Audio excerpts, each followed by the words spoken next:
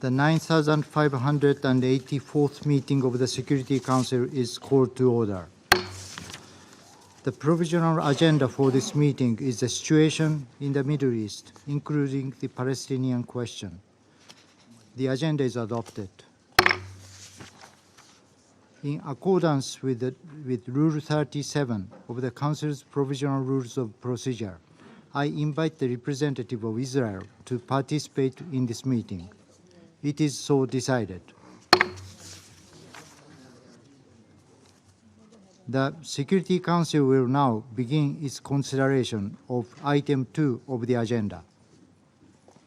Members of the Council have before them document S/2024/239, the text of the draft resolution submitted by the United States of America. The Council is ready to proceed to the vote on the draft resolution before it. I now give the floor to those members of the Council who wish to make statements before the vote. I give the floor to the representative of the United States. Thank you, Mr. President. Colleagues, for all the stories that have been written about divisions in this council, and there are many real divisions, I believe most of us share many of the same goals. First and foremost, we want to see an immediate and sustained ceasefire as part of a deal that leads to the release of all hostages being held by Hamas and other groups, and that will allow much more life-saving humanitarian aid to get into Gaza. Of course, we can't just want that to happen. We have to make that happen. We have to do the hard work of diplomacy. I know you've heard me say that a lot, and that's because it's the truth. A Security Council resolution means much less if it is not actually made real on the ground. That's why the United States, Egypt, and Qatar are working around the clock in the region to secure an immediate and sustained ceasefire as part of a deal that leads to the release of all hostages being held by Hamas and other groups that will help us address the dire humanitarian crisis in Gaza. We believe we're close. We're not there yet, unfortunately. And this moment is one where the Security Council has a critical role to play. By adopting the resolution before us, we can put pressure on Hamas to accept the deal on the table. Colleagues, you don't need me to tell you that every day without a deal, meaning every day without a ceasefire, leads to more needless suffering. For more than 100 hostages, including a 1-year-old child being held in captivity by Hamas and other groups, for innocent Palestinians in Gaza who have been displaced, who are starving, who desperately need peace. For Israelis who have continued to face missile attacks from Hamas, a terrorist group that set this conflict into motion on October 7th. Every day without a deal means more needless suffering. This resolution will move us closer to securing that deal and help us alleviate that suffering. And I urge all council members to vote yes, to vote for a resolution that at long last condemns Hamas for its horrific terrorist attacks and sexual violence, that makes clear that all civilians, Palestinians and Israelis, should be able to live without fear of violence, that demands the protection of civilians in Gaza and stresses that a major ground offensive in Rafah poses a grave threat to civilians, even as we still work toward eliminating Hamas from all parts of Gaza. That calls on Israel to eliminate all barriers and restrictions to humanitarian aid, especially as the threat of famine looms large in northern Gaza. That condemns calls to resettle Gaza and makes clear that the Palestinian Authority should have ultimate authority over Gaza, and that reiterates this Council's support for a two-state solution. This is a strong resolution. It's the byproduct of exhaustive, inclusive negotiations. It reflects the consensus of this council, and it does more than just call for a ceasefire. It helps to make a ceasefire possible. It would be a historic mistake for the council to not adopt this text, and I again urge all council members to vote yes. Thank you, Mr. President. I thank the representative of the United States for their statement. I give the floor to the representative of Russian Federation.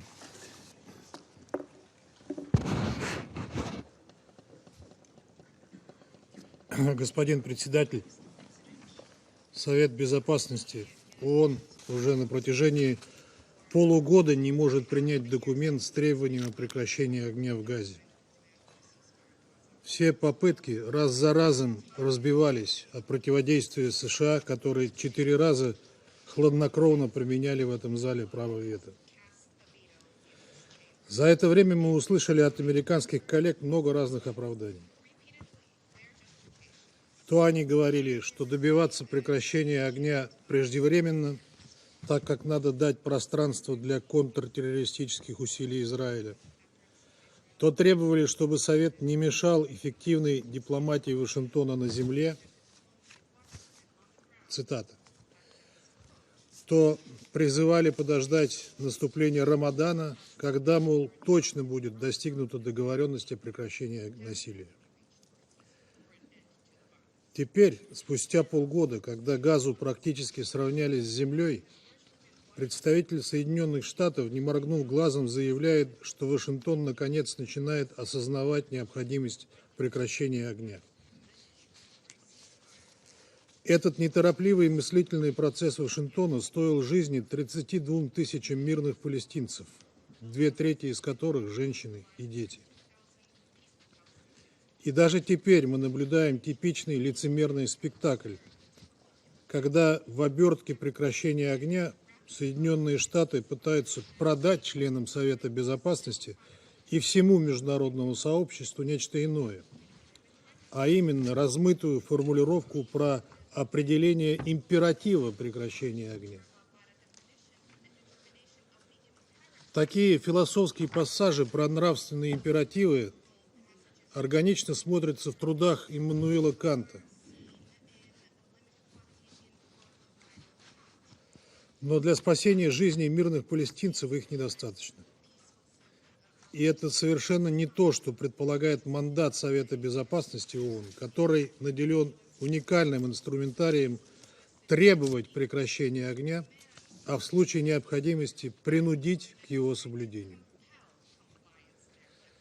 Госсекретарь Блинкен в ходе официального интервью в Джидде от 20 марта корреспонденту Аль-Хаддах заявил, цитирую, "Well, in fact, we actually have a resolution that we put forward right now, that's before the UN Security Council, that does call for an immediate ceasefire tied to the release of hostages, and we hope very much that countries will support that." Однако в тексте американского проекта, поставленном сегодня на голосование, такого призыва нет. Получается, что либо постоянный представитель Соединенных Штатов при ООН, либо госсекретарь Соединенных Штатов умышленно вводят международное сообщество в заблуждение. Уважаемые коллеги, с самого начала было очевидно, что переговоры, которые американские коллеги ведут по этому проекту, нацелены лишь на то, чтобы оттянуть время. Все наши комментарии и красные линии раз за разом игнорировались, как и предложения ряда других делегаций. Это был какой-то разговор с пустотой, а не нормальная работа над документом. Американский продукт – это насквозь политизированный документ, единственная цель которого – подыграть на предвыборной волне настроением избирателей, подкинув им кость в виде хоть какого-то упоминания прекращения огня, так называемого прекращения огня в Газе, застолбить политические установки США в регионе через навешивание террористических ярлыков и обеспечить безнаказанность Израиля, преступным действиям которого в проекте даже не дается оценки. Хочу обратить внимание и на то, что в американском проекте содержится фактически зеленый свет Израилю на проведение военной операции в Рафахе. По крайней мере, авторы постарались сделать так, чтобы ничто в их проекте не препятствовало Западному Иерусалиму закончить кровавую зачистку юга сектора Газа. Чего, собственно, и добивается Вашингтон. Мы уже говорили, что больше не пропустим бессмысленных резолюций, не содержащих требований прекращения огня и ведущих нас в никуда.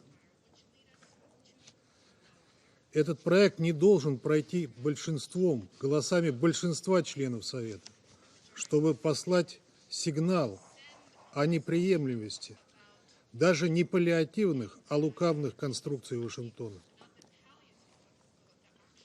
Для нас будет крайне странным увидеть, если те члены Совета, а их большинство, которые понимают это и убеждали нас в дефектности американского проекта, сейчас поднимут руку в его пользу.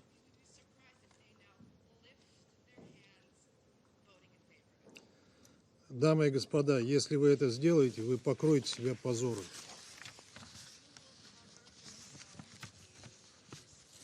Задумайтесь еще раз, как вы будете выглядеть в глазах населения Ближнего Востока, своих собственных стран, если поддержите это лицемерное начинание, призванное дезориентировать международное сообщество и, по сути, подорвать авторитет Совета, сделав так, чтобы он гарантированно не мог повлиять на ситуацию на Земле, не смог повлиять на ситуацию на Земле и не мешался под ногами у Белого дома. Готовы ли вы подыграть ему в этом неприглядном спектакле? Россия этого делать не будет. Как постоянный член Совета Безопасности и один из основателей ООН, мы осознаем глобальную историческую ответственность за поддержание международного мира и безопасности и не можем допустить, чтобы Совет стал инструментом деструктивной политики Вашингтона на Ближнем Востоке. Если бы эта резолюция была принята, это бы окончательно закрыло дискуссию по необходимости прекращения огня в Газе, развязала бы руки Израилю и приговорила бы Газу и все ее населению к уничтожению или изгнанию.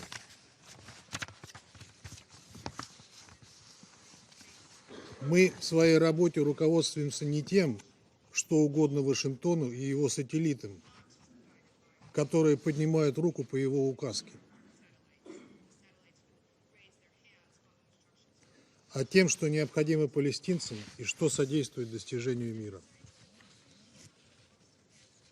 Призываем членов Совета Безопасности не допустить этого и проголосовать против американского проекта.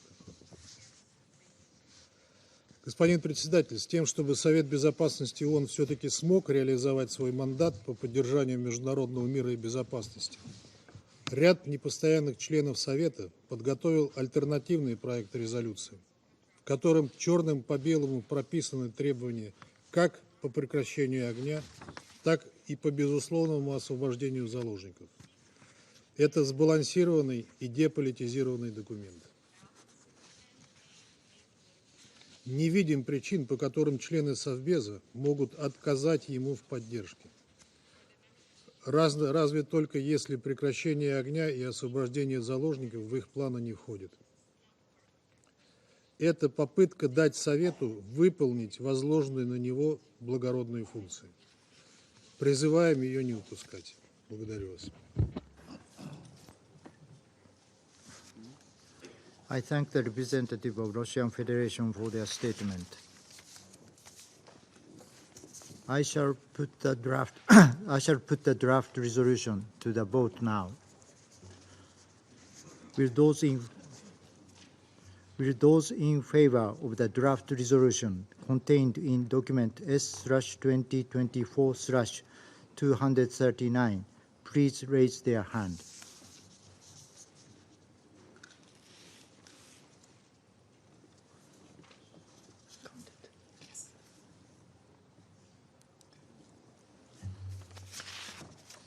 Those against?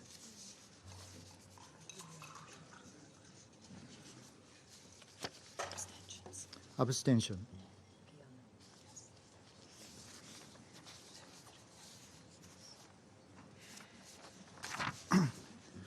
The result of the voting is as follows: 11 votes in favor, 3 votes against, 1 abstention.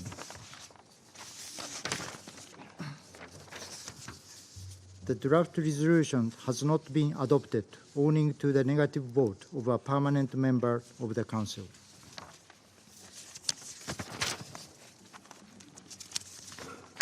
I now give the floor to those members of the Council who wish to make statements after the vote. I give the floor to the representative of the United States. Thank you again, Mr. President.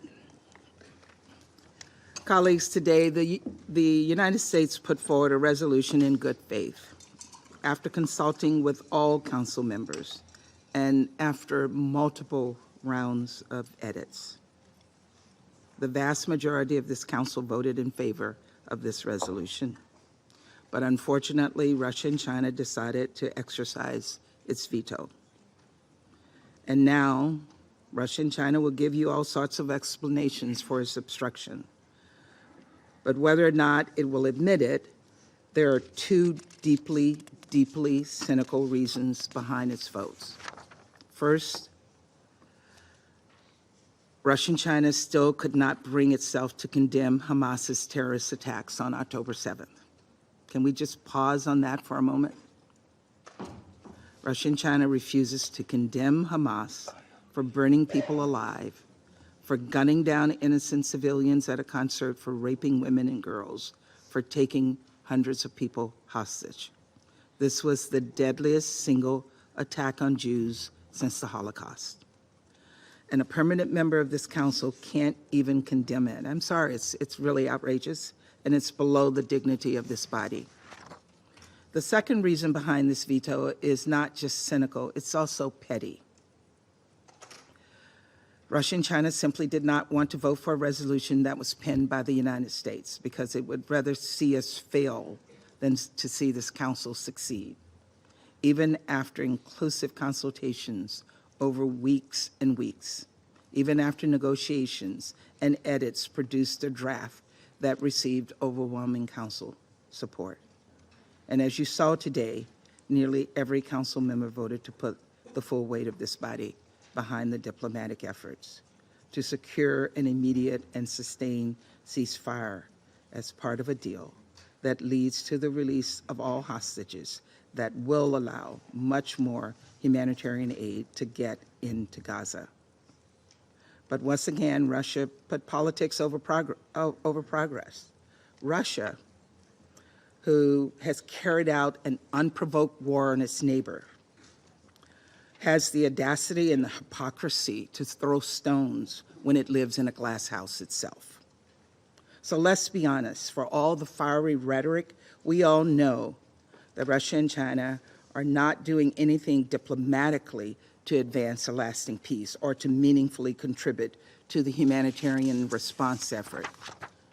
Colleagues, there is obviously another resolution that some of you would like to be considered, but in its current form, that text fails to support sensitive diplomacy in the region.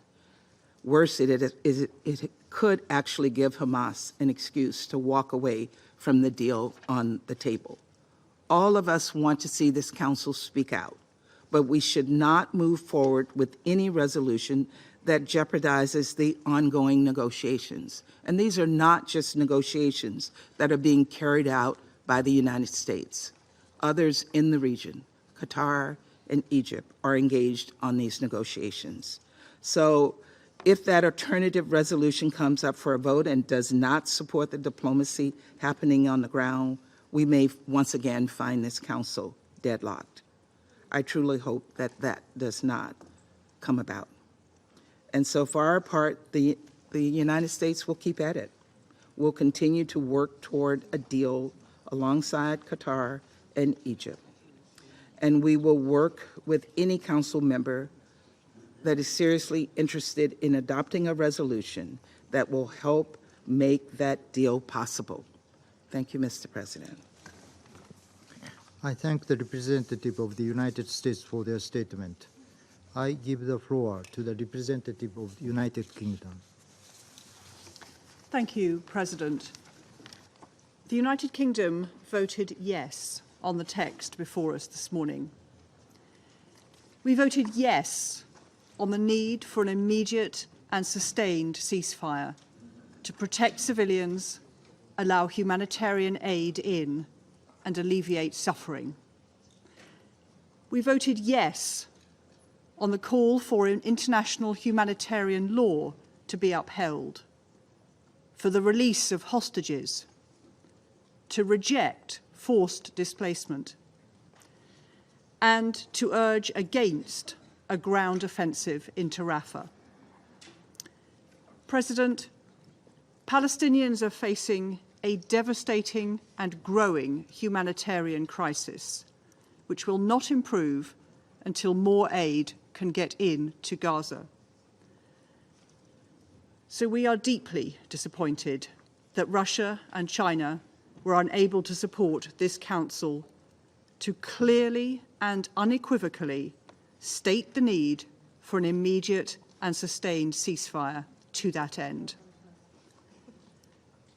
Through this resolution, the Security Council would have, rightly and for the first time, unequivocally condemned Hamas terrorist attacks. We're disappointed that the Council was not able to send this important message due to the vetoes cast by Russia and China. We welcome the patient and constructive consultation by the United States on this text. For our part, we will continue to do everything we can to get aid into Gaza as quickly as possible by land, sea, and air. But an immediate stop in the fighting is the only way to get aid into Gaza that is so desperately needed and make progress towards a permanent, sustainable ceasefire. I thank you. I thank the representative of the United Kingdom for their statement. I give the floor to the representative of Algeria.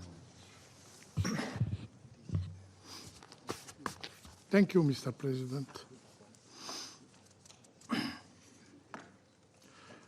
I address to you today not only as representative of Algeria, but also as a representative of the whole Arab world.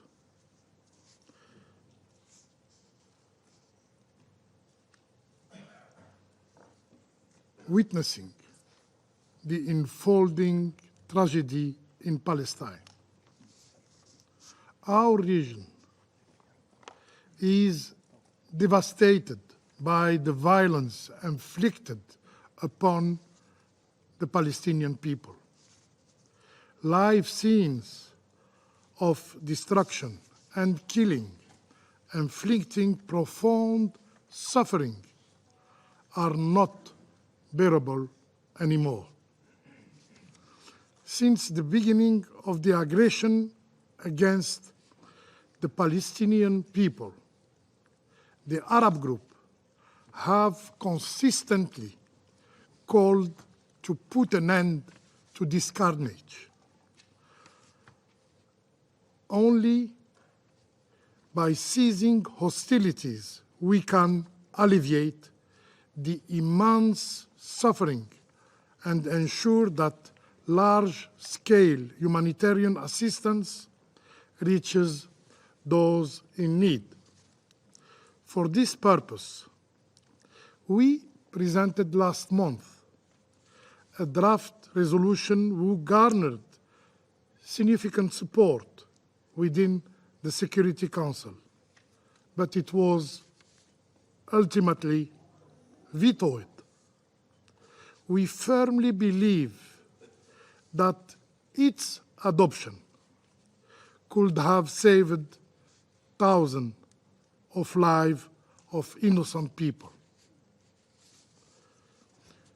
It is beyond any doubt that Resolution 2712 and 2720 have fallen short due to the absence of a clear demand for a ceasefire.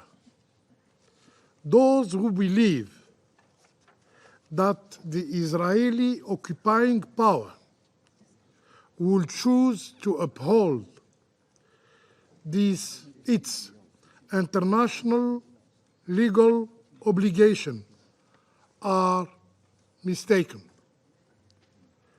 They must abandon this fiction. Mr. President, since the circulation of this draft resolution over a month ago, Algeria has participated actively and in good faith in the negotiation process, proposing reasonable edit to achieve a more balanced and acceptable text. We acknowledge the effort made by the U.S. delegation, especially Ambassador Greenfield, in accommodating some of our proposals. However, our core concerns remained unaddressed, despite the many circulated revised versions. Throughout this process, we emphasized relentlessly the urgency of an immediate ceasefire to prevent further loss of life. We echoed the demand of millions of people and humanitarian actors for an immediate cessation of hostilities. Regrettably, the draft resolution falls short of our expectations. It fails to adequately address these main issues and the immense suffering enduring by the Palestinian people. Over 5 months, the conflict in Gaza has resulted in the tragic loss of life of more than 32,000 Palestinian lives. 32,000 Palestinian lives. More than 74,000 injuries, with 12,000 suffering permanent disabilities. These are not mere statistics. They represent lives. They represent dreams. They represent hopes who have been destroyed. Alarmingly, the text avoids mentioning the responsibility of the Israeli occupying power. These individuals were not lost due to act of self-harm. They were killed. Their perpetrators must be held accountable. For us, in the Arab world, in the Islamic nation, in the whole world, Palestinians' lives undeniably matter. Mr. President, the text presented today does not convey a clear message of peace. It tacitly allows for continuing civilian casualties, and lack clear safeguard to prevent further escalation. It is a laissez-passer to continuing killing the Palestinian civilian. The emphasis on measures, I quote, on measures to reduce civilian harm from ongoing and future operation implies a license for continuing bloodshed. In this context, we are particularly concerned about a potential military operation in Rafah. Such a military operation would have devastating consequences. Algeria, along with other regional countries, has actively pursued reconciliation between Palestinian factions because we trust that a united Palestine is essential for its future and the future of the peace process.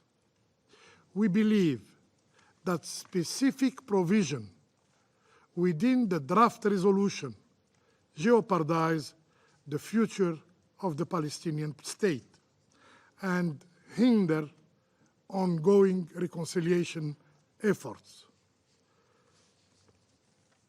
Building a Palestinian state requires the collective effort of all its citizens.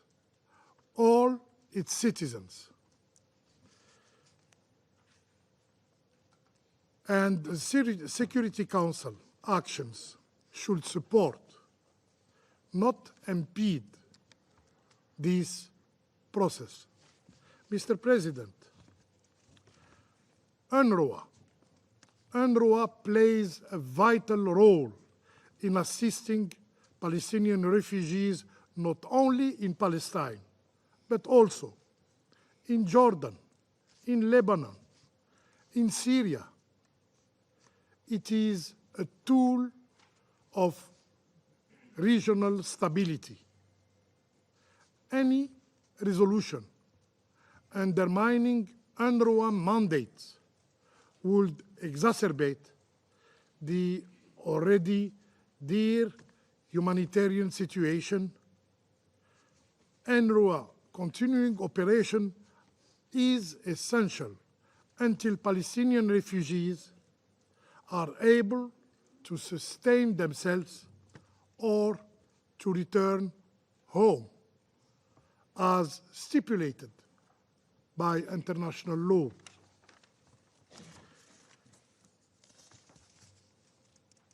Mr. President, while supporting parallel efforts to end the bloodshed,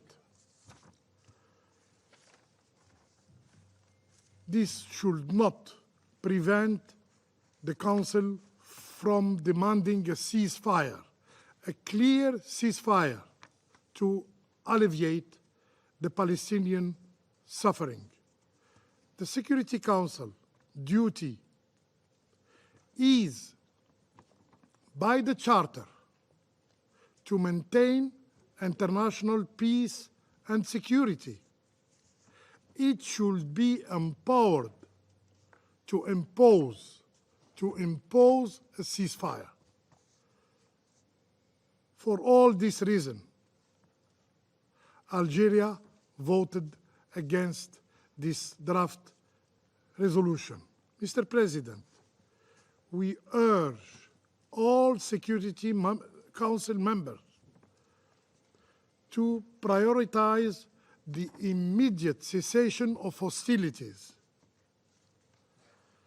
The Security Council must take decisive and meaningful action to halt the violence and pave the way for a sustainable peace process in Palestine and also in the wider region. It is still within our capacity to act, and urgently. I thank you. I thank the representative of Algeria for their statement. I give the floor to the representative of France. Monsieur le Président, la France remercie les États-Unis d'avoir proposé cette résolution en faveur de laquelle elle a voté. Ce Conseil doit continuer à agir alors que la catastrophe humanitaire à Gaza s'aggrave chaque jour davantage. La France exige la libération immédiate et inconditionnelle de tous les otages. Elle exige aussi un cessez-le-feu immédiat et durable. Elle soutient par conséquent les efforts de plusieurs membres élus de ce Conseil qui proposent un projet de résolution en ce sens, et elle se félicite que ce projet soutienne sans réserve les efforts en cours à Doha. La France soutient et appuie sans réserve ces efforts. Elle demande le respect intégral du droit international et des conventions de Genève. C'est une exigence absolue. La France s'oppose fermement à toute offensive israélienne à Rafah qui ne pourrait qu'aboutir à un désastre humanitaire. Il y a urgence à acheminer massivement l'aide à Gaza. Il est impératif d'ouvrir le port d'Ashdod, une voie terrestre directe depuis la Jordanie et tous les points de passage.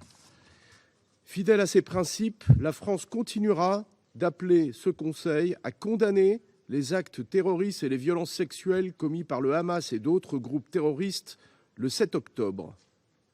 En octobre dernier, une grande majorité d'entre nous avait soutenu le projet brésilien qui dénonçait clairement ces actes. La France rappelle son attachement indéfectible à la sécurité d'Israël et sa solidarité avec le peuple israélien après ces attaques. Celle-ci ne saurait néanmoins justifier les souffrances dont les Palestiniens sont les victimes. La France continuera de s'engager en faveur d'un règlement du conflit israélo-palestinien. Elle rappelle que seule la solution des deux États est à même de répondre aux besoins de sécurité d'Israël ainsi qu'aux aspirations légitimes des Palestiniens à un État. Il est du devoir de ce Conseil de le rappeler et c'est pourquoi la France prendra ses responsabilités et va proposer une initiative au Conseil de sécurité. Je vous remercie. I thank the representative of France for their statement. I give the floor to the representative of Republic of Korea. Thank you, Mr. President. The Republic of Korea voted in favor of the draft resolution proposed by the U.S., as this includes positive elements that can plant the seeds for more sustainable peace in Palestine and Israel, including support for the ongoing negotiations to achieve the release of hostages and an immediate ceasefire. The Republic of Korea reaffirms its firm position, calling for an immediate humanitarian ceasefire, objecting to any ground operation in Rafah, and stressing the importance of the protection of civilians. Thus, we note with appreciation that the draft resolution made it clear that an immediate and sustained ceasefire is imperative to protect civilians and alleviate humanitarian suffering, and we compliment the efforts by the U.S. government to incorporate comments from the Council members. This draft resolution proposed by the U.S. contains other important elements, including support for diplomatic efforts to ensure ceasefire and the release of all remaining hostages, clear condemnation of all acts of terrorism, including the deplorable Hamas-led attacks of the 7th of October, and concern over the ground offensive into Rafah. It also demands all parties to enable the full, immediate, safe, sustained, and unhindered delivery of humanitarian assistance to the civilian population throughout Gaza.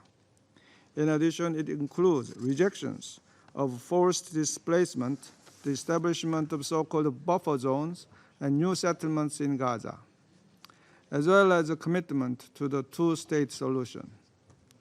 Thus, it is regrettable that another opportunity for this Council to forge a favorable response has failed to draw consensus. The Republic of Korea will continue to constructively engage with other members of this Council to reach a meaningful outcome in responding to the grave situation in Gaza. I thank you. I thank the representative of Republic of Korea for their statement. I give the floor to the representative of China. 主席先生，中方对刚刚付诸表决的决议草案投了反对票。我愿就中方的投票立场和有关考虑说明如下：加沙冲突爆发已经160多天，面对32000多名无辜平民丧生，上百万人处于饥荒的人间惨剧，安理会最迫切需要采取的行动是推动立即实现无条件、持久的停火。这是国际社会的普遍呼声，是紧急特别人大几个月前就做出的决定，也是联合国秘书长援引宪章第99条向安理会提出的郑重呼吁。安理会在这方面已经拖得太久，浪费了太多时间。我们都记得，美国在2月20日否决安理会常任理事国集体磋商形成的安理会成员关于立即停火的压倒性共识后，提出了自己的决议草案。过去1个月里，草案几经修改，包含了一些回应国际社会有关切的要素，但在最核心的停火问题上，始终回避躲闪。最后的案文仍然含混其辞，没有要求立即停火，甚至没有给出短期内实现停火的答案。这显然偏离了安理会成员已有共识，同国际社会的期待存在巨大落差。立即停火是拯救生命、扩大人道准入、防止更大冲突的基本前提。美方草案反而为停火设置前提，这无异于为继续杀戮开了绿灯，是不可接受的。草案在其他许多方面也很不平衡，特别是针对以色列近期多次宣称计划军事进攻拉法，草案没有明确无误地表明反对态度，这将释放一个十分错误的信号，带来严重后果。安理会的任何行动都应该经得起历史的检验，经得起良知道义的拷问。基于对维护公理正义、维护联合国宪章宗旨原则和安理会尊严的负责任态度，同时也基于阿拉伯国家对这份草案的关切和强烈不满，中国同阿尔及利亚、俄罗斯一道投了反对票。主席先生，目前摆在安理会成员面前的还有一份非常任理事国集体磋商形成的决议草案。这项草案在实现停火问题上态度鲜明，符合安理会行动的正确方向。具有现实意义，中方对此表示支持。我们希望安理会成员就此达成一致，尽快发出立即停火止战的明确信号。同其他成员一样，中方从一开始就呼吁立即释放全部人质，这也是安理会第2712号、2720号决议一再重申的要求。我们欢迎埃及、卡塔尔等国家为此开展的斡旋努力，希望所有被扣押人员早日获释。中方拒绝美国、英国对中方投票立场的无理指责。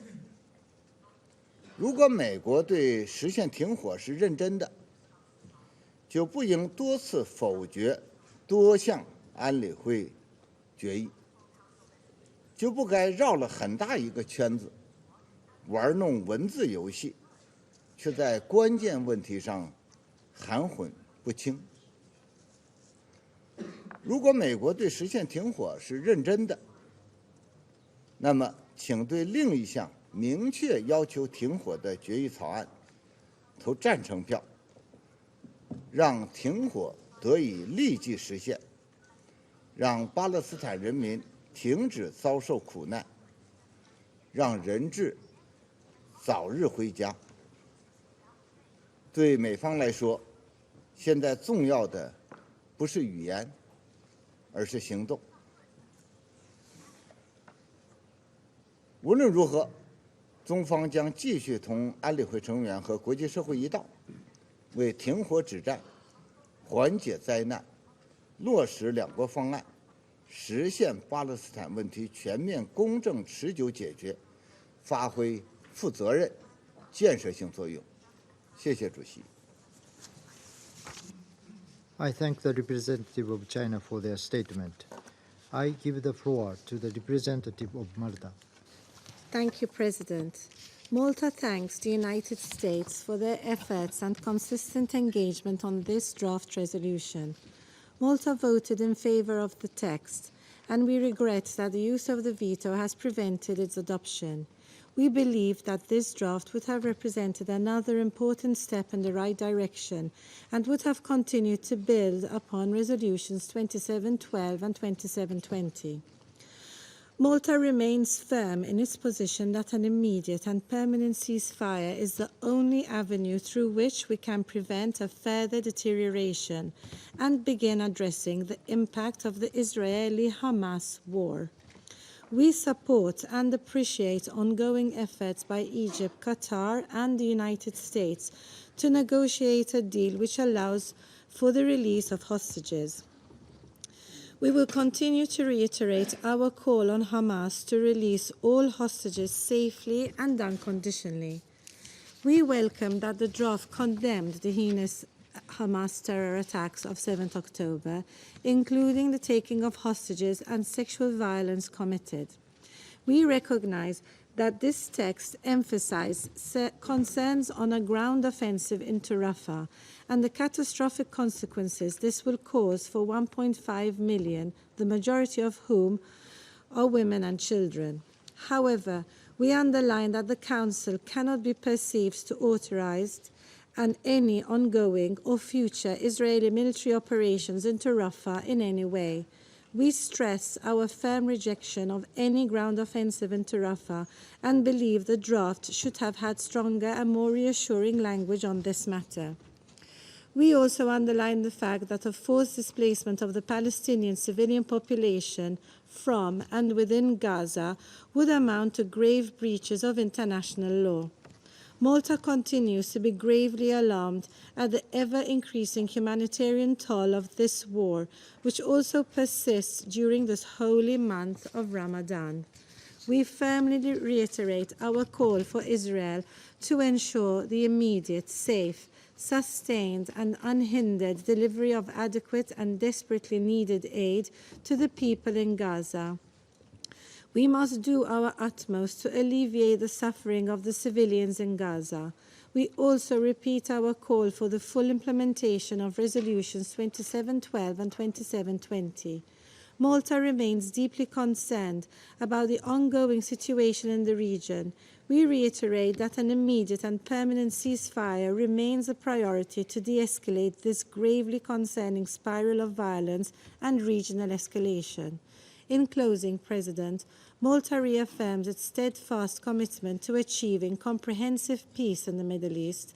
This demands a two-state solution where Israel and Palestine, as two democratic states, peacefully coexist side by side within secure and recognized borders in line with the relevant Security Council resolutions and internationally agreed parameters. Thank you. I thank the representative of Malta for their statement. I give the floor to the representative of Guyana. Thank you, Mr. President. After 5 months of war in Gaza and the horrific attacks of 7th October 2023, this Council has still not been able to adopt a text that addresses all the dimensions of the conflict in a manner that impacts the situation on the ground and upholds the rule of law.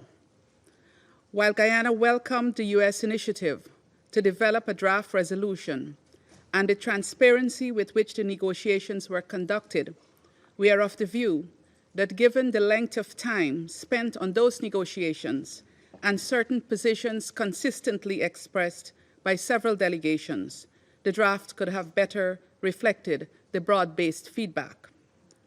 Mr. President, dear colleagues, Guyana abstained on this draft resolution for a number of reasons, which I will elaborate.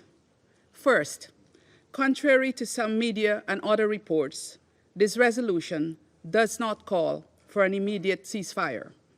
Instead, we note that it, and I quote, determines the imperative for a ceasefire, end of quote, and calls for support for diplomatic efforts that are ongoing outside of the UN. While those efforts must be commended, given the responsibility and mandate of this Council, Guyana could not support a resolution that does not unequivocally call for an immediate ceasefire. Nearly 32,000 persons have been killed in Gaza since 7th October, the majority of whom are women and children. More than 74,000 have been maimed. Initial UN assessments have concluded that it would take years to clear 23 million tons of rubble and unexploded weapons scattered across Gaza. The latest IPC report projects famine between now and May 2024. In summary, this man-made disaster cannot be halted without an immediate ceasefire, and it is this Council's responsibility to unequivocally demand one, even as it acknowledged the efforts of Qatar, Egypt, and the United States. Second, the demand for a ceasefire should not be linked to or conditioned on the release of hostages. The taking of hostages is strictly prohibited under international law, and their release must be unconditional. Guyana reiterates its call for the immediate and unconditional release of all hostages. Two wrongs cannot make a right, and the Palestinian people should not be collectively punished and themselves held hostage for the crime of others. Third, in our view, this text lacked attribution in a number of key areas. While the draft includes the condemnation of Hamas for the October 7th attacks and demands they immediately grant humanitarian access to the hostages, and rightfully so, there is no attribution or demands to the Israeli authorities for what is taking place in Gaza. For example, who is responsible for 1.5 Palestinians taking refuge in Rafah, and who has announced a planned military ground offensive there? To whom is the demand for compliance with obligations under international law regarding the protection of civilians and civilian objects, humanitarian access, and the protection of humanitarian relief and medical personnel, their assets and infrastructure applicable? Who has erected and maintained the existing barriers to the provision of humanitarian assistance at scale? Who is responsible for the forcible displacement of the civilian population in Gaza? who is preventing the use of all available routes to and throughout the entire Gaza Strip, who does not respect the confliction and notification mechanisms. We know the answers to these questions. We have heard briefer after briefer, both from the UN system and civil society, describe the situation on the ground, explaining where the problems are and who is responsible for creating these problems. Why then were the relevant demands in the resolution not clearly addressed to the occupying power? Not even once was this done. Indeed, if one were to read this resolution without background knowledge, it would be difficult to ascertain which party in this conflict is committing the atrocities in Gaza, atrocities which necessitated this draft resolution being put forward. In a resolution of 41 paragraphs, 2,036 words, the occupying power is mentioned once in the penultimate paragraph. Fourth, preambular paragraph 7 was of particular concern to Guyana. This council is the organ with the charter responsibility for addressing threats to peace, breaches of the peace, and acts of aggression. How can we endorse the idea of, and I quote, ongoing and future operations, end of quote, in Gaza, as long as measures are taken to, and I quote again, reduce significantly civilian harm, end of quote. This idea was rejected by several delegations during the course of the negotiations. In Guyana's view, this is in direct contravention of the Council's responsibility. It would set a dangerous precedent and make the Council complicit in the atrocities being committed in Gaza now and in the future. Fifth and final, we took note of the 4 paragraphs treating with the mandate of the Senior Humanitarian and Reconstruction Coordinator for Gaza.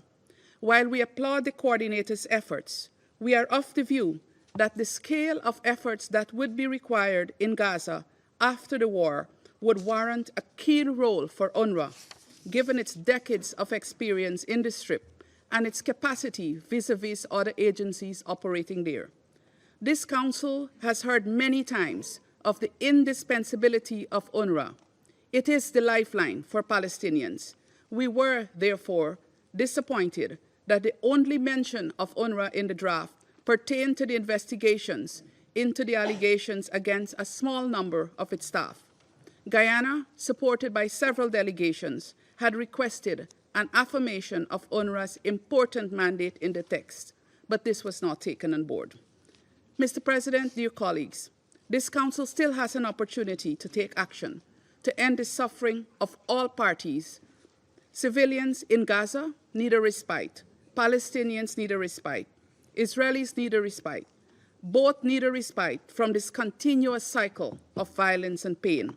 That is the real window of opportunity, the strong desire by the people of Palestine and Israel for peace.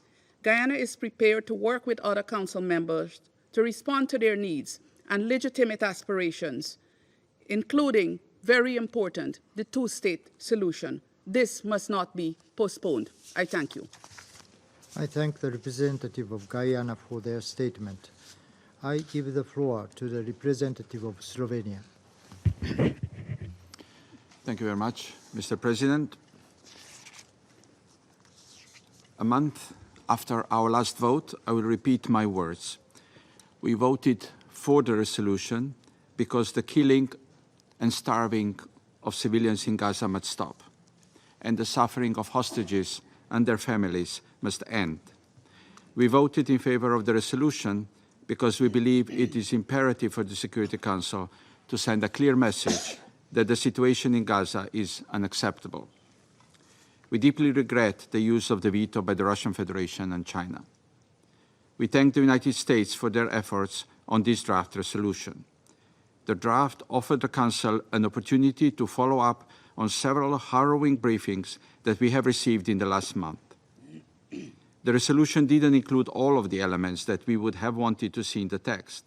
However, it provided us an opportunity to express ourselves on a number of particularly concerning aspects of the crisis in Gaza, and they include the importance of achieving an immediate and sustained ceasefire, the need to release hostages, a clear stance against an offensive in Rafah and its serious implications for regional peace and security, the urgency of removing roadblocks to humanitarian assistance, including the need for increased provision and distribution of humanitarian aid, the need for respect of international law and protection of civilians and civilian objects, the need for protection of humanitarian relief and medical personnel, the rejection of an attempt at territorial or demographic change of Gaza, including forced displacement, and the commitment of the Council to the vision of the two-state solution.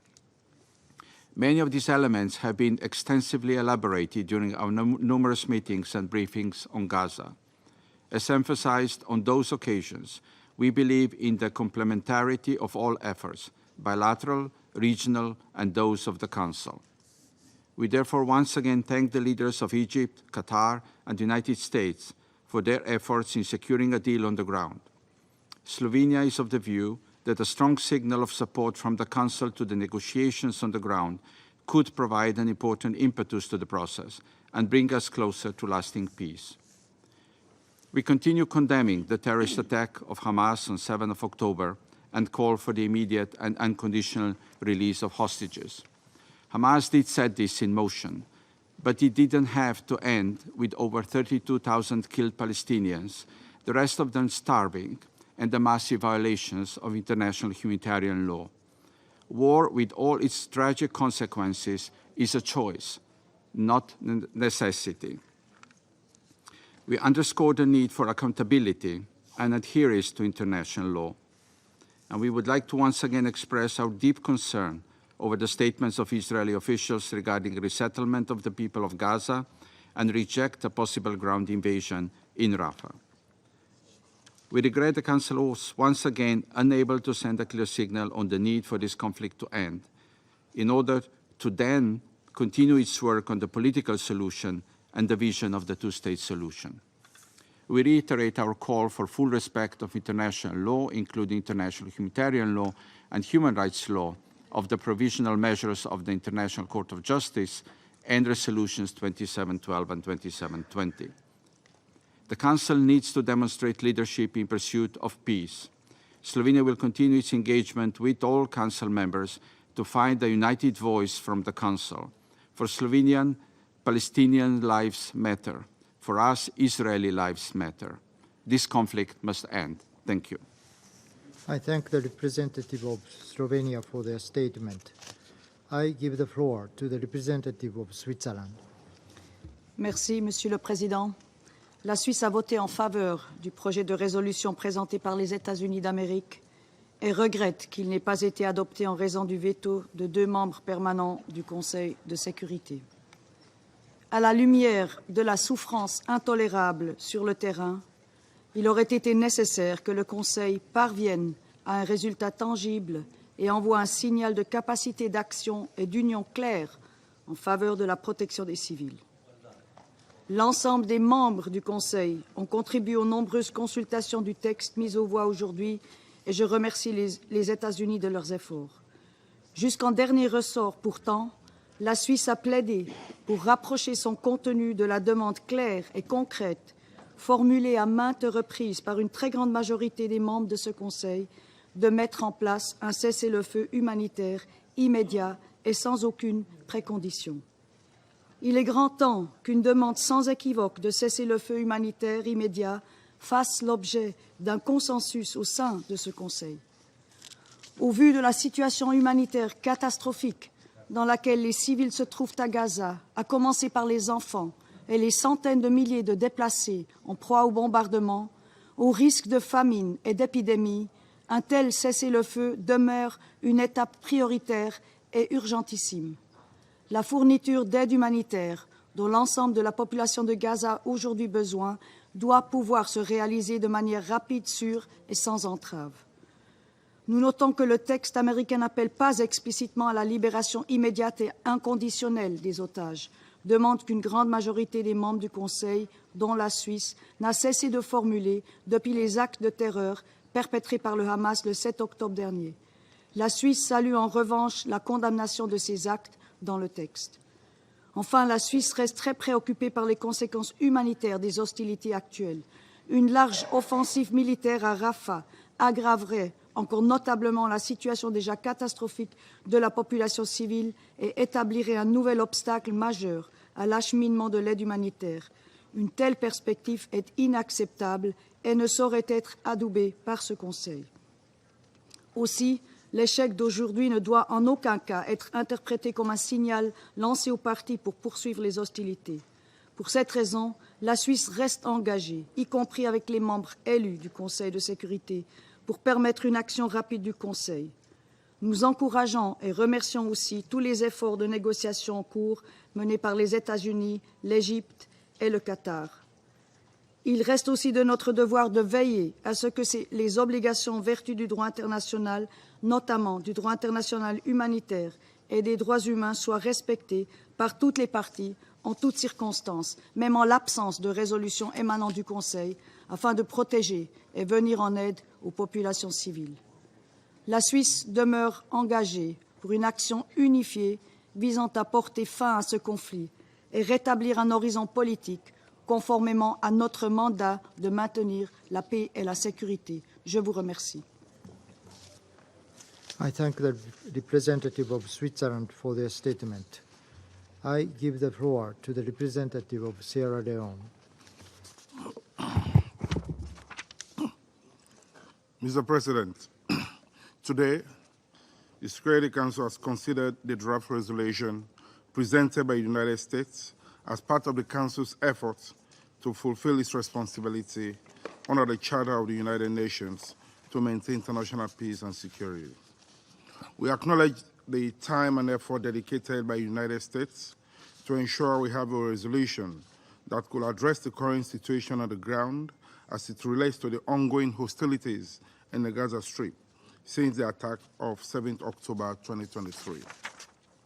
Despite the serious difficulties we had with some provisions of the text, Sierra Leone voted in favor of the draft resolution to demonstrate commitment to achieving a sustainable cessation of hostilities, even if incremental in approach and dependent on diplomatic negotiations outside of the United Nations. The text placed before the Council by the pen holder did not call for an unambiguous immediate ceasefire and an unconditional release of the hostages. With the unfolding catastrophe, tragic and massive scale of killings and human suffering in Gaza, Sierra Leone has committed to support initiatives that will lead to a ceasefire. Our vote, therefore, was informed by the need to support actions that could lead to an immediate and sustained ceasefire, alleviate human suffering, stop forced displacement of Palestinians, and allow for the delivery of essential humanitarian assistance, including medical supplies, water, food, beddings, and shelter. Our vote is also indicative of the urgent need for all hostages held by Hamas to be immediately released. With our vote, we underscore the urgent need for an expanded and unimpeded humanitarian assistance to civilians in the entire Gaza Strip, especially at this critical moment of acute food insecurity in the Gaza Strip and the imminent risk of famine. As a firm proponent for consistency in complying with international law, Sierra Leone welcomes the call for parties to the conflict to comply with their obligations under international law, including international humanitarian law, with regard to the conduct of hostilities and protection of civilians and civilian objects. While we regret that the current text was not adopted due to the incorporation of elements that could be misinterpreted and which lacks the Council's consensus, this setback notwithstanding, as a Council, we must continue our pursuit of peace. Our quest for a solution to the ongoing catastrophic humanitarian situation is to rescue the 17,000 unaccompanied children in the Gaza Strip, over 1.4 million internally displaced persons, the wounded, women and other vulnerable groups from untimely deaths and untold suffering. Sierra Leone will continue to recognize the key role of UNRWA and all UN humanitarian agencies in providing life-saving assistance to the civilian population and offer our support to the Senior Humanitarian and Reconstruction Coordinator for Gaza. When the guns are silent and we are at the critical point, it's our firm view that the people of Palestine should be given the liberty to determine their political status and future. We emphasize that all engagements regarding reconstruction of the Gaza Strip must be conducted in good faith and with the active participation of the Palestinians. I thank you. I thank the representative of Sierra Leone for their statement. I give the floor to the representative of Ecuador. Gracias, señor presidente. El Ecuador ha votado a favor del proyecto de resolución que acabamos de considerar, pues comparte el sentido de urgencia de que el Consejo actúe ante la catastrófica situación humanitaria de la población civil en Gaza, al borde de la hambruna y el riesgo de la expansión de la violencia a otros lugares, lo que podría acarrear también consecuencias catastróficas. Hemos votado a favor de una resolución que es el fruto de un largo proceso de negociación en el que han participado todos los miembros del Consejo. Es, sobre todo, una resolución en la que el Consejo no solo determina que es necesario un cese al fuego inmediato, sino que contiene otros elementos de gran importancia, relevancia y urgencia, incluyendo a mediano y largo plazo, con miras a lograr una paz duradera. El texto incluye además una condena explícita a los actos terroristas de Hamás y a la toma de rehenes. El Ecuador reitera la demanda de que estos rehenes sean liberados inmediato e incondicionalmente.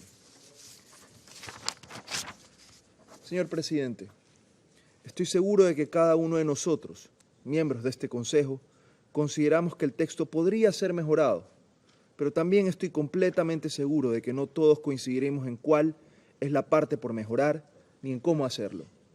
En una situación tan compleja, un texto perfecto para todos es imposible. Señor presidente, el Consejo no debe ser arena de rivalidades geopolíticas. Debe ser un espacio para construir la reconciliación y la paz, en el marco de un mandato claramente establecido en la Carta de las Naciones Unidas. Por eso, una vez más, lamento que no se respete una decisión mayoritaria del Consejo debido al uso del veto. Muchas gracias.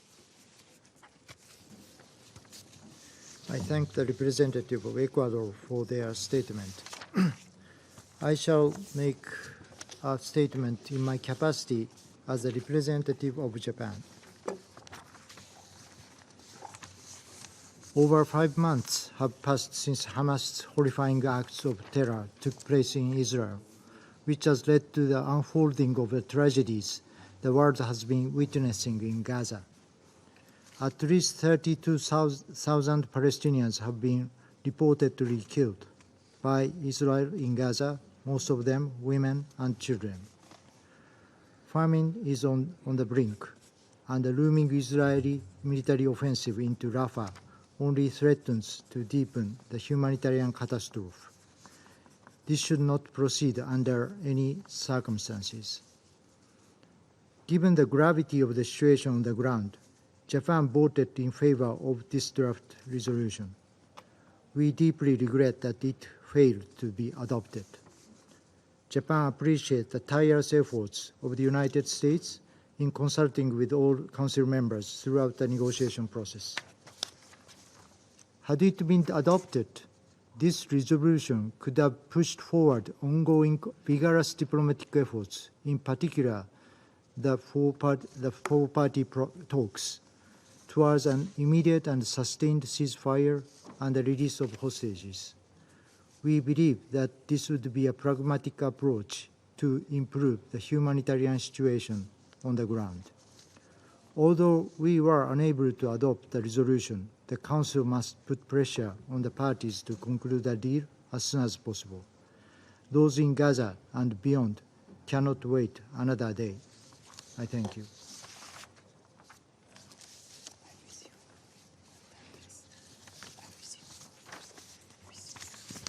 I resume my function as President of Council. The permanent representative of Russian Federation has asked for the floor to make a further statement. I give them a floor. Господин председатель, мы сейчас слушали лицемерные речи некоторых членов Совета, проливавших крокодиловые слезы по поводу российского и китайского вето. Мы объяснили причины, почему мы не пропустили эту резолюцию. И это вовсе не потому, что ее выдвинула делегация Соединенных Штатов, как сегодня американский поспред нас пытался в этом заверить. Я вам сказал, тем, кто сегодня голосовал здесь, что вы покроете себя позором, проголосовав за американский текст, который был для вас, включая тех, кто его сейчас нахваливает, неприемлем. Хотите, я вам скажу, как было дело на самом деле? Об этом нетрудно догадаться, сценарий совсем не сложный. Ваши американские сюзерены, помимо того, что они выкручивали руки вашим руководителям по столицам, сказали вам не стоит волноваться, Россия все равно заветирует этот текст. Зато вы не пойдете против американского текста. Вот и все, вот и весь сценарий. Поэтому не надо нам здесь сейчас лицемерно убеждать о том, как вы расстроены, о том, что Россия и Китай заветировали эту резолюцию. Еще раз говорю, вы сегодня себя покрыли позором, проголосовав за текст, который вы сами не поддерживали. И не поддерживаете на самом деле.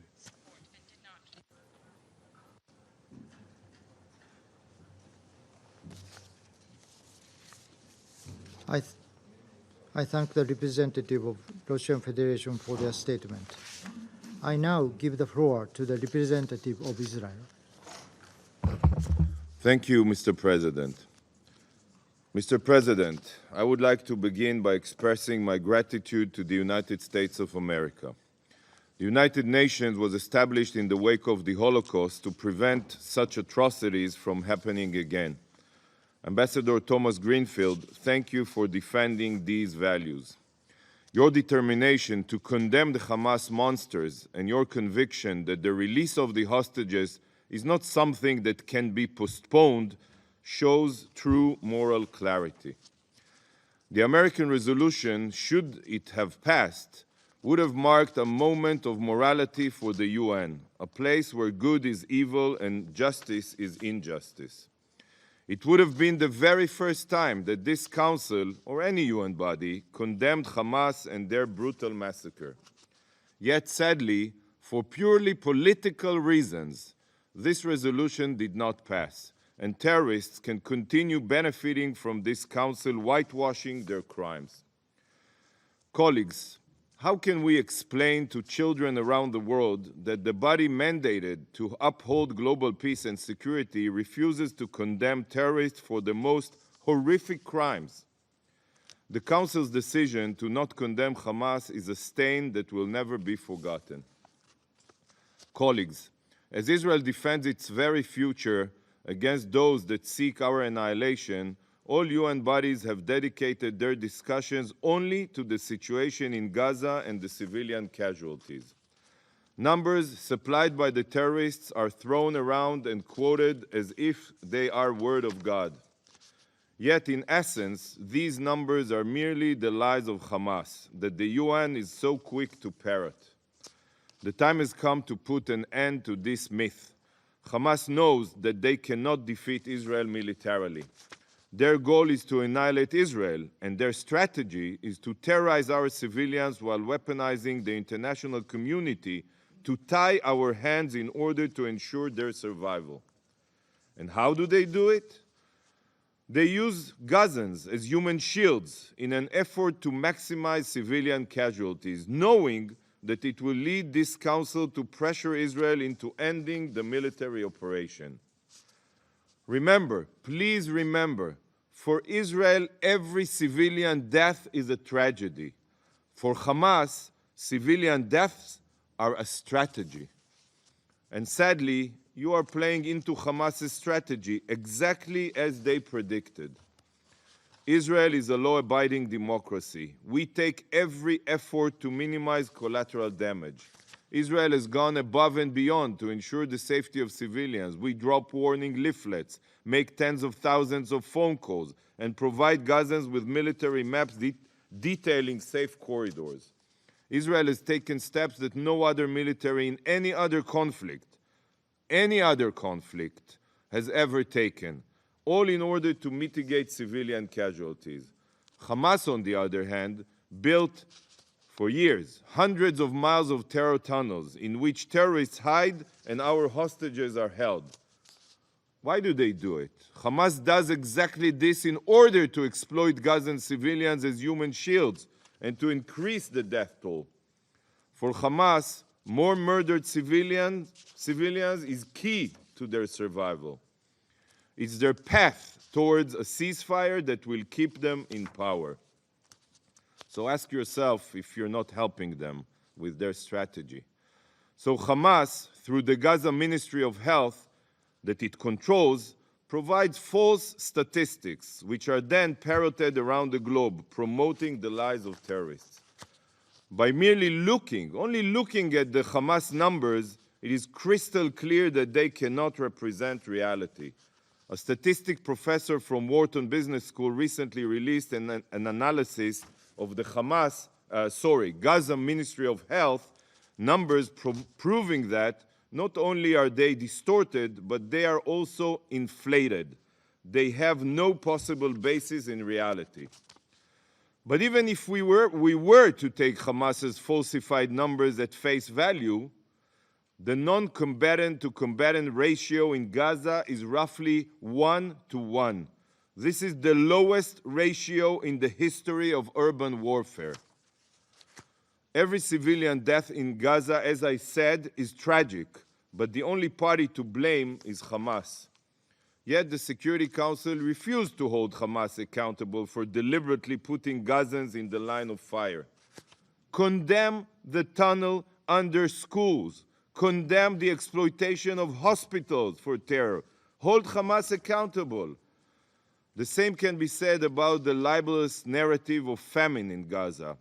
This too is Hamas propaganda which the UN has chosen to embrace. There is absolutely no limit that Israel places on humanitarian aid entering Gaza. And to date, 300,041 tons of aid on over 18,283 trucks have entered the Strip. Any country that wishes to provide more aid is more than welcome, and we will facilitate its entry. The only reason why any Gazan lacks aid is because Hamas loots it and steals much of it for themselves. As long as Hamas is in control, Gaza's economic situation will be in ruin. Colleagues, this Council has expressed its concern over an operation in Rafah. But let me be clear. There is no country that seeks to avoid an operation in Rafah more than Israel. Is it your sons and daughters that you are sending into battle? No, it is our children who are making the ultimate sacrifice in defense of their homeland. From the outset of the war, Israel's goals have been clear. Return the hostages, dismantle Hamas's terror capabilities, and ensure that Gaza no longer poses a threat to Israel. So far, Israel has succeeded in dismantling roughly 18 of Hamas's battalions, but there are 4 remaining battalions in Rafah, with around 8,000 terrorists. Israel is fighting for her future, and if we fail to achieve our goals, Hamas will repeat October 7th again and again, as they promised publicly. Not only Hamas, by the way. Terror will prevail in our region, and this will inspire jihadist organizations all across the globe. So the only way to achieve a real and permanent ceasefire is to eliminate Hamas's capabilities entirely. And this cannot happen unless all of their battalions are demolished. You cannot extinguish a fire by putting out most of it. The fire will grow again and spread. This is what will happen without an operation in Rafah. Israel sees no alternative. The road to a permanent ceasefire passes through Rafah. If this Council has any other ideas how to dismantle the terror group without entering Rafah, we would love to hear them. We are open. Colleagues, once Hamas capabilities are dismantled, Israel's goal to demilitarizing Gaza can materialize. But for a lasting solution between Israel and Gaza, there is another requirement: de-radicalization. According to a recent poll by the Palestinian Center for Policy and Survey, the Palestinian Center Research, 71%, I repeat, 71% of Palestinians support Hamas's October 7th massacre. It's not only a minister saying this or that, as you quote here. 71% of the Palestinian people support the massacre, and over 60% of Palestinians want to see Hamas in control of the Gaza Strip. Can you comprehend this? The vast majority of Palestinians support Hamas's massacre and wish to keep these rapist murderers in power. This, colleagues, is the root of the problem. Whoever ignores this deep-seated hatred and makes demands of Israel, only Israel, by the way, is burying their head in the sand like an ostrich, just as the UN has done since Israel disengaged, withdrew from Gaza in 2005. For 18 years, the UN has turned a blind eye to Hamas's bigotry, incitement, and radical indoctrination to terror that is rampant in schools across Gaza, by the way, including in UNRWA schools. We hear calls for two states, for peace, yet the UN refuses to address the underlying issue. The vast majority of Palestinians are not looking for peace. What is most important to them is Israel's annihilation at any cost. This is why de-radicalization is key. By making one-sided demands of Israel without making any demands of the Palestinians to end their culture of hate and incitement, a long-term solution will never be possible. Demand that the Palestinian Authority combat terror. Demand that they end incitement. Demand that they stop paying salaries to terrorists. Demand that they de-radicalize the people. The educational transformation that the German people underwent after the Third Reich was toppled is what the Palestinians need to receive so that they finally support coexistence. Coexistence with Jews. Coexistence with Israel. That's how we educate our kids. Mr. President, the war may be in Gaza, but this war extends much further than our battle against Hamas. The true puppet master directing Hamas, Hezbollah, the Houthis, all of them to attack us and their militias is, as you all well know, is Iran. Iran is the architect of instability, and its ambitions of world domination must be stopped. The Ayatollah regime is determined to wipe Israel off the map, and they are not ashamed to say it publicly. Tomorrow, dear colleagues, the Jewish people will celebrate the holiday of Purim. And this holiday is a very important message to the murderous Ayatollah regime and the rest of the world. 1,500 years ago, in Persia, which is modern-day Iran, the king signed a disastrous decree, a resolution calling to annihilate all the Jews in his empire. Following this catastrophic decision, the Jewish people banded together, and through conviction and faith, they succeeded in reversing this resolution, gaining the right of self-defense. As a result, the Jewish people defeated all those who set out to murder them, and the man behind this evil plot was executed. This is the story of Purim, our holiday. And the holiday's slogan is V'nahafochu, and the opposite happened. Those who plotted against the Jewish people had their own schemes turned against them. This is the essence of Jewish history. The very same faith and conviction that the Jews of Persia displayed has been carried with us to this day. This is why we have survived and thrived, despite all of the decrees and racist resolutions against us throughout history. Many have tried to destroy us, but all have failed, because we will never surrender and we will always fight for our existence. Members of this council called for a ceasefire in honor of the Muslim holiday of Ramadan. We respect Ramadan, but Hamas's massacre was carried out on the Jewish holiday of Simchat Torah, the holiday where we mark the completion of the reading of the Old Testament, the Torah. So today, in order of Purim, the request of the Jewish people is that this council takes real and active measures to release all of our hostages.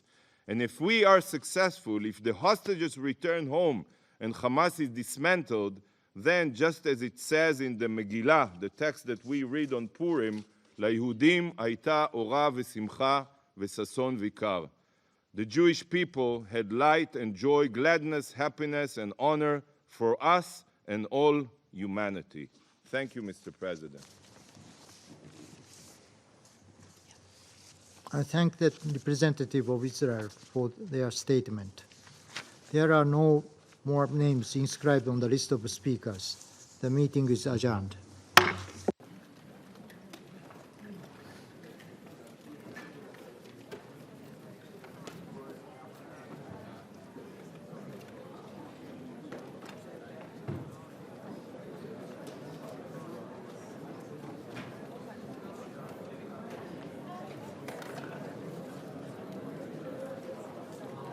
الدولي لكي يبت مجلس الأمن ونأمل بالإيجاب برفع التوصية بالموافقة على طلب دولة فلسطين الذي قدم عام 2011 إلى الأمين العام وحول إلى مجلس الأمن كي تصوت الجمعية العامة بأغلبية الثلثين على إدخال فلسطين عضواً كامل العضوية في الأمم المتحدة. هذه بعض المسائل التي نحن منهمكين فيها، وعلى ضوء الفيتو وما سيتمخض عن مجلس الأمن بالنسبة للمشروع الآخر حول وقف إطلاق نار في رمضان، سنحدد الخطوات اللاحقة. بطبيعة الحال سيكون هناك نقاشا في الجمعية العامة حول مجلس الأمن وما يتمخض من قرارات أو فشل قرارات باستعمال الفيتو، حيث سيتم مناقشة كل ذلك في الجمعية العامة، كما أن خيار استئناف الدورة الطارئة العاشرة ماثلا أمامنا. نناقش كل هذه المسائل وسنحيطكم علما أول بأول فيما سنقرر عليه. هذا السؤال الأخير. سعادة السفير ياسر نور الدين، القاهرة الإخبارية. خالص التعازي لسيادتك وللشعب الفلسطيني على أرواح الشهداء اللي بتزهق كل يوم. برأيك يعني كيف ترى هذه البلطجة الإسرائيلية والقتل الوحشي اليومي على الأبرياء من الفلسطينيين، برغم أن المجتمع الدولي الآن يعني بيشجب هذا، وحتى أن الولايات المتحدة الأمريكية قدمت اليوم هذا المشروع؟ كذلك كيف ترى الجهود العربية الدبلوماسية الممثلة في مصر وقطر والإمارات والسعودية على سبيل المثال؟ يعني أنت سألت أسئلة كثيرة. نحن أولا نقدر الوقفة الأخوية الصلبة والموحدة للمجموعة العربية بكل أعضائها وكل أركانها، وكذلك يعني نقدر الخطوات والجهود التي تقوم بها دول شقيقة كمصر وقطر في موضوع المفاوضات بشأن التبادل. وكذلك يعني نحن على علم بالاجتماعات المكثفة بما فيها للجنة السداسية، سواء الاجتماعات التي وقعت في المملكة العربية السعودية أو التي وقعت مؤخرا في مصر في القاهرة.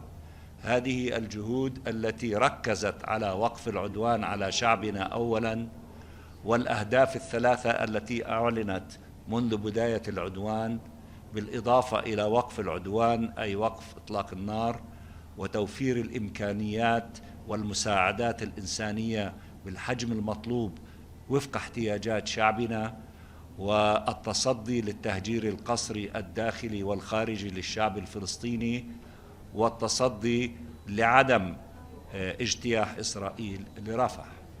كل هذه المسائل بالإضافة لمسائل أخرى، وهذه الجهود المكثفة وجهود الأشقاء في الجزائر الذين نحييهم من هذا الموقع، لأنهم يمثلون في مجلس الأمن على أحسن وجه ويلعبون دورا واضحا وحازما وأمينا على الموقف العربي عبروا عنهم في كلمتهم، عبروا عنه في تصويتهم، وعبروا عنه في المسيرة المستمرة حول المشروع القرار الآخر الذي ندعمه بشكل كامل. فهذه يعني بعض من الجهود العربية التي نثمنها، ونحن يعني ننظر بألم لهذه المذابح والمجازر التي ترتكبها إسرائيل، التي يجب أن يلاحق المسؤولين ويساءلوا من الجانب الإسرائيلي الذين يعطوا الأوامر لتنظيم هذه المذابح، والذين يمارسوا هذه المذابح ضد الشعب الفلسطيني في انتهاك واضح للشرعية الدولية وقرارات والقانون الدولي والقانون الدولي الإنساني والقرارات التي اتخذتها محكمة العدل الدولية بشأن القرارات الاحترازية لحماية الشعب الفلسطيني من العدوان الإسرائيلي، ال6 قرارات احترازية التي لم تنفذها إسرائيل. You are the last one, young lady. So, Shukran. Karine Otten from Le Monde. I have 2 questions. First question is towards the Gazawi people. I've heard your position, I've heard the Algerian ambassador position, but we've also listened to so many doctors, so many humanitarians this last month describing such a dire situation in Gaza. How can you explain again your position today when this ceasefire was not perfect, definitely in this resolution this morning, but your position? Second question, if this afternoon we don't go, if the vote on the ceasefire for Ramadan is not voted, do you think it will be the same regret as the American must have had with not vetoing the Brazilian resolution a couple of months ago? Well, first of all, let's hope that the other resolution will be adopted. We sincerely hope that it will be adopted. We know that it will garner somewhere between 13 to 14 votes in favor, and we hope that the other country to show sincerity about a ceasefire by not blocking it. We will find out this afternoon or the latest tomorrow morning. Concerning, the resolution that was not adopted today, actually it is not calling for a ceasefire. It expresses the urgencies of a ceasefire connected with the negotiation and the release of the hostages. So therefore, it is not a crystal clear call for a ceasefire as it is reflected in the resolution of the countries from the E10. So we need to speak about these things with clarity and not to add a spin to them. Now, with regard to UN agencies, including doctors and others, all of them, led by the Secretary General, have been calling for a long time for an immediate humanitarian ceasefire. Unfortunately, the Security Council is not listening to them and is not implementing their desire and their call of a humanitarian ceasefire. We are listening to them. We appreciate what they're doing, and we support their call, and we hope that the Security Council would listen as well. Thank you very much.